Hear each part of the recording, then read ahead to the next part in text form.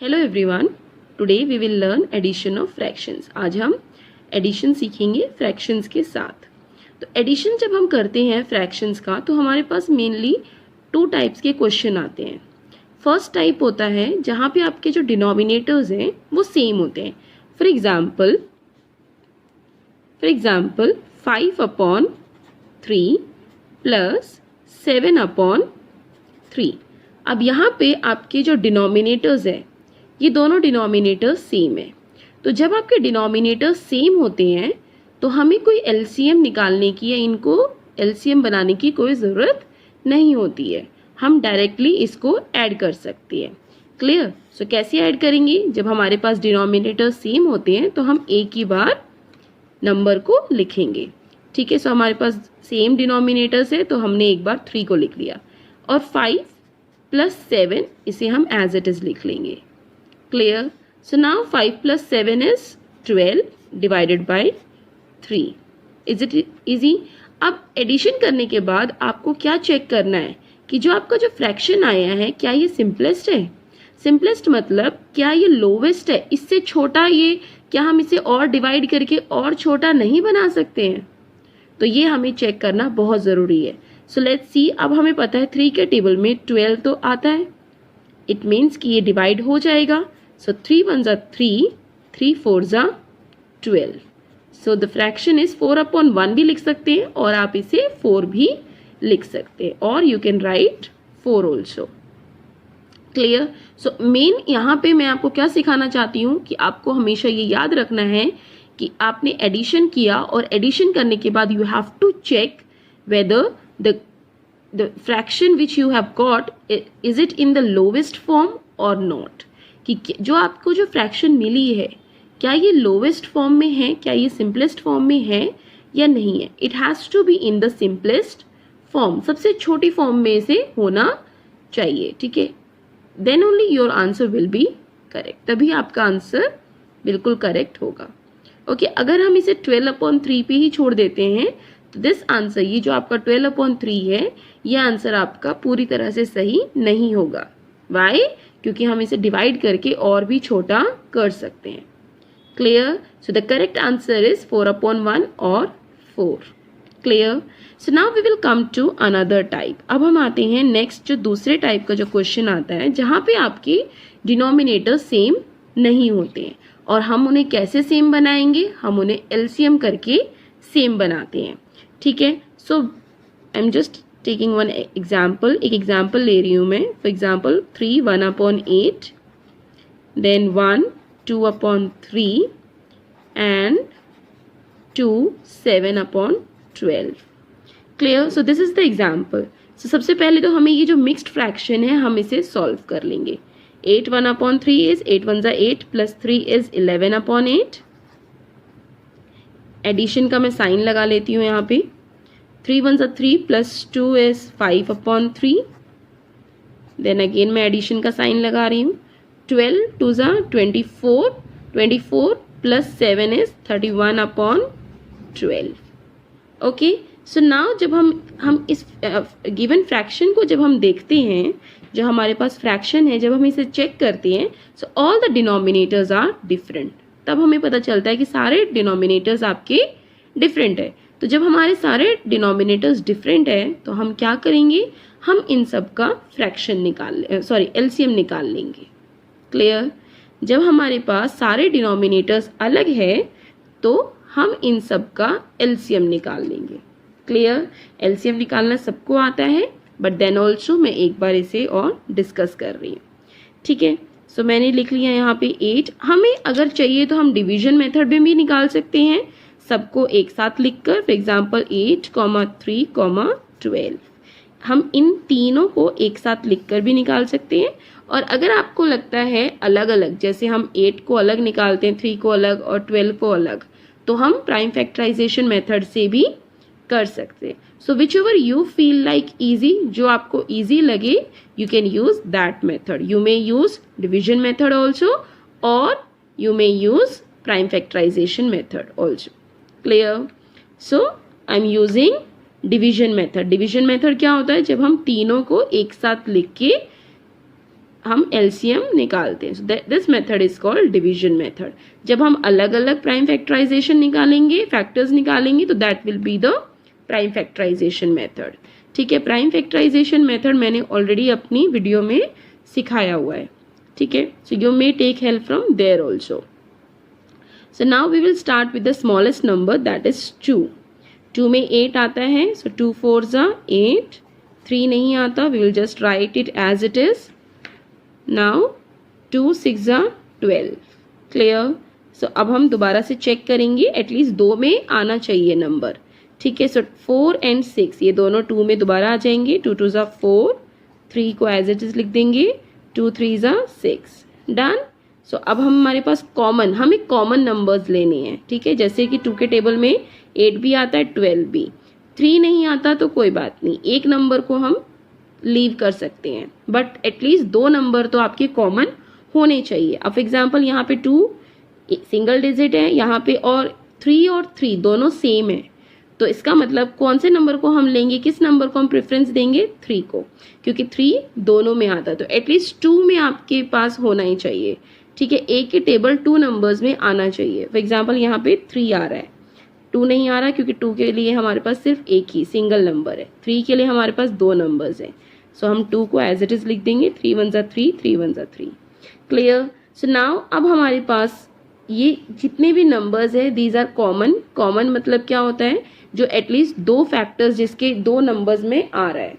ठीक है, जैसे कि हमने 2 को किया, मैं एक बार और रिपीट कर रही हूँ।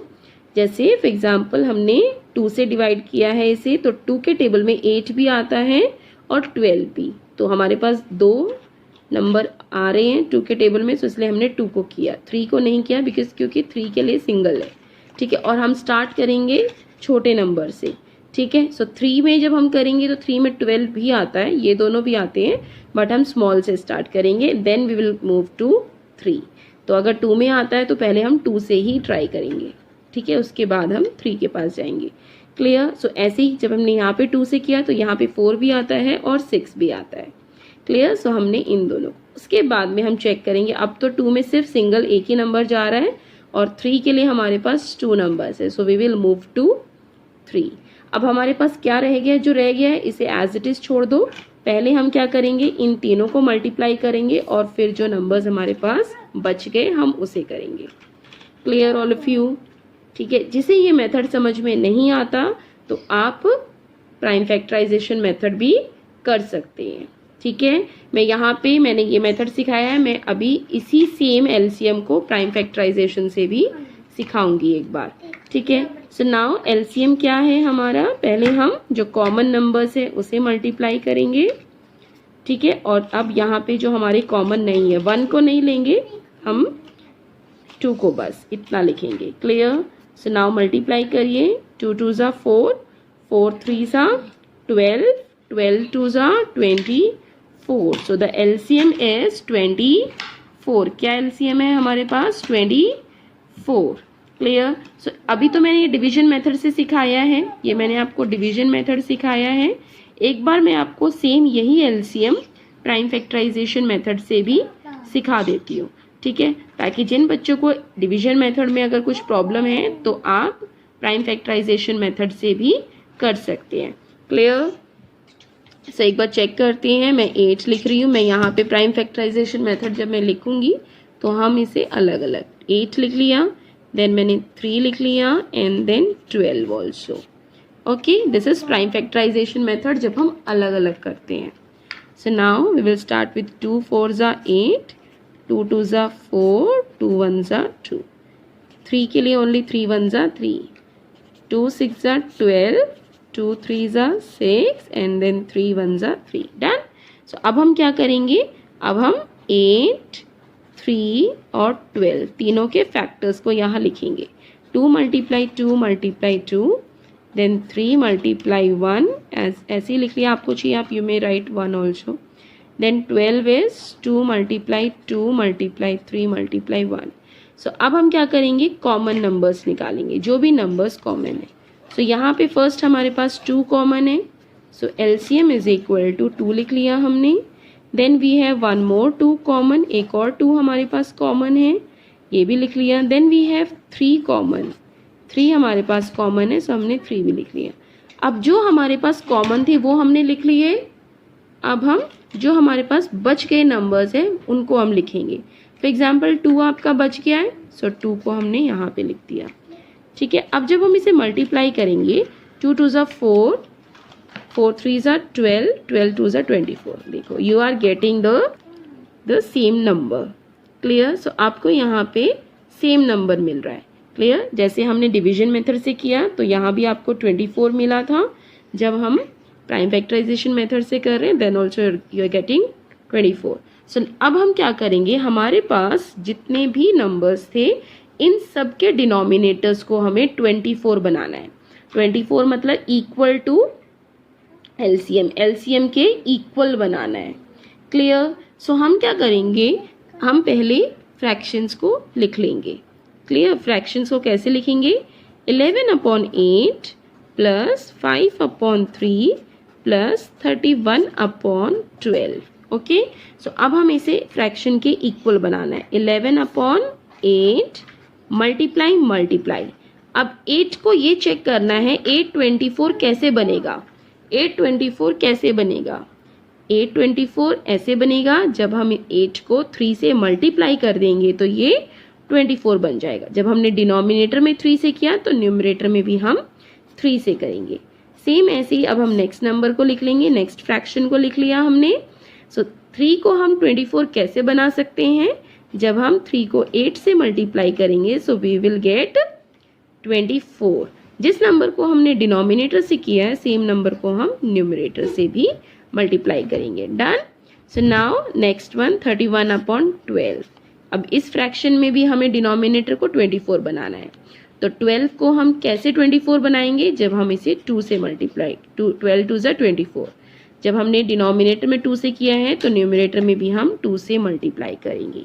क्लियर? सो अब हम क्या करेंगे, अब हम इसे सॉल्व कर लेंगे। 8 3 ज़ा 24, 11 3 ज़ा 33। नेक्स्ट 5 8 ज़ा 40, 3 8 ज़ा 24, 31 2 ज़ा 62/12 2 ज़ा 24। डन? अब देखिए हमारे सारे डिनोमिनेटर सेम आ गए।